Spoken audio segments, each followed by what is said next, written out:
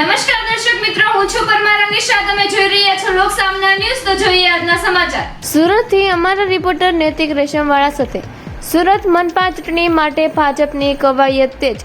ઉમેદવારો શોધવા નિરીક્ષકોની ટીમ પહોંચી સુરત.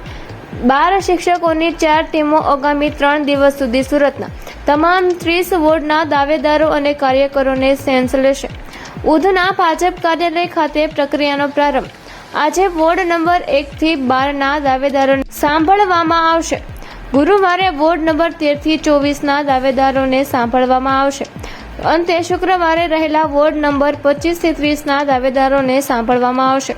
દરેક બેઠક દીઠ 3 થી 3 સંભવિત ઉમેદવારોની યાદી તૈયાર કરી પ્રદેશ ભાજપને સોંપવામાં આવશે.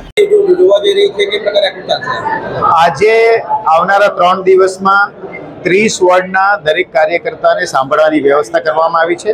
આજે પહેલા દિવસે 12 વોર્ડની ટોટલ 4 ટીમ, દરેક ટીમમાં 3 સભ્યો છે અને સવારે 10 વાગ્યાથી રાત્રે 10 વાગ્યા સુધી દરેક કાર્યકર્તા પોતાની વાત રજૂ કરી શકે એની વ્યવસ્થા સુરત મહાનગરે કરી છે.